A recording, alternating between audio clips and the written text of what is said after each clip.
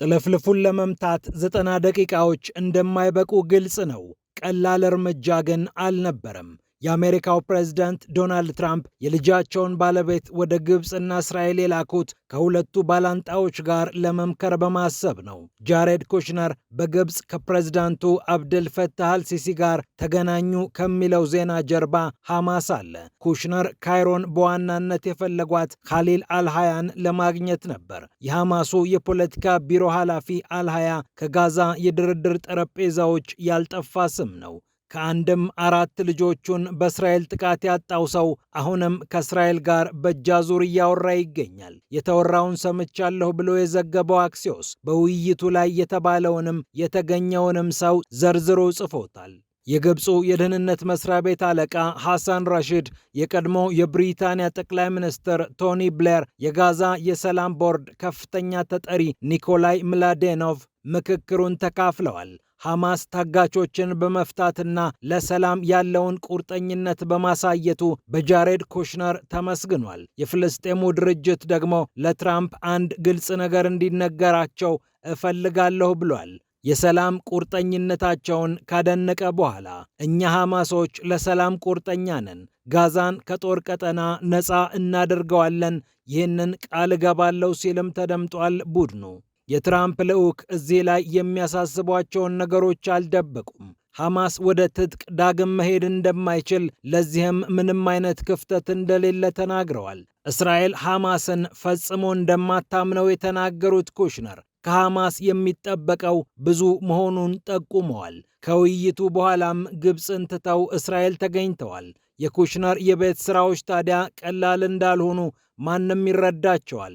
ትራምፕ የጋዛ የሰላም ቦርድ ብለው አቋቁመው ጋዛ የምትተዳደርበት የሰላም ሐሳብ ሲያመጡ ሁለቱ ተፋላሚዎች አይደለም ለመቀራረብ ለመነጋገር እንኳ ከባድ ሆኖባቸው ታይቷል።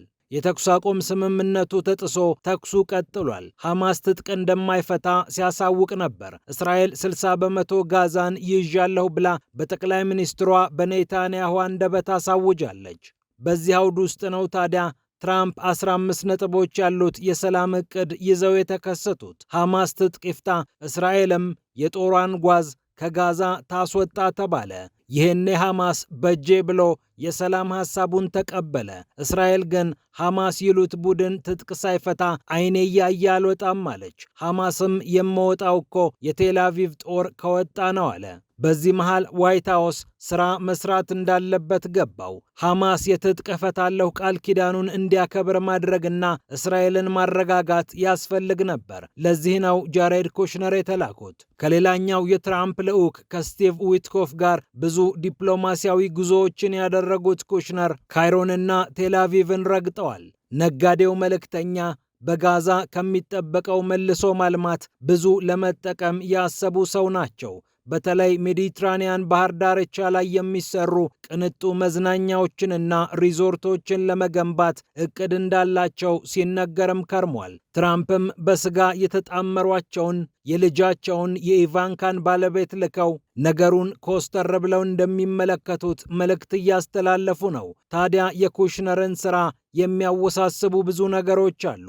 የመጀመሪያውና የመጨረሻው ችግር እምነት ይባላል። ሐማስ እስራኤልን፣ እስራኤል ሐማስን ከሚያምኑ ጉም ቢዘግኑ ይቀላቸዋል። ጃሬድ ኩሽነርም ይህንን ተረድተዋል። ጄሩሳሌም ስትራቴጂክ ትሪቢዩን እንዳተተው የመልእክተኛው ስትራቴጂ ከእምነት የዘለለ ሥራ መስራት ነው። የሚሰፈርና የሚቆጠር የትጥቅ መፍታት ሂደት ውስጥ ሐማስን ማስገባት፣ እስራኤልም ይህንን እያየች ደረጃ በደረጃ ከጋዛ ለቃ እንድትወጣ ማድረግ ዋናው ሥራቸው ይሆናል ተብሎ ይጠበቃል። እስራኤልና ኔታንያሁ ግን ፈተና መሆናቸው የሚጠበቅ ነው። ኔታንያሁ ጦራቸው ከምድረ ጋዛ እንዲወጣ ቢያደርጉ፣ ሐማስ ዋሻዎቹን ተጠቅሞ መልሶ መሳሪያ ቢያስገባባቸው የሚለው ጥርጣሬያቸው በቀላሉ የሚጠፋ አይደለም። እርግጥ ነው ዋሻዎቹም የስምምነቱ አካል ናቸው።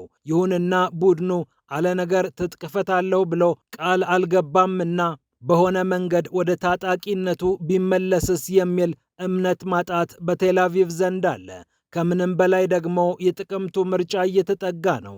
ኔታንያሁ ፖለቲካዊ ህልውናቸውን ለማረጋገጥ ከፈለጉ የጋዛውን ፋይል ከተቻለ መዝጋት ካልሆነም ማራዘም ይጠበቅባቸዋል። ከቸኮለ ስምምነትና መውጣት የዘገየ ድልን ይመርጣሉና። ሐማስና የፍልስጤም ቡድኖች በዚህ ጉዳይ ላይ የህዝብ ግንኙነት ሥራ እንዲሰሩባቸውም አይፈልጉም። ደግሞም አዲሱ መካከለኛው ምስራቅ እያሉ በሚጠሩት አካባቢ ሀገራቸው ተጨማሪ መሬት ብታገኝ አይጠሉም።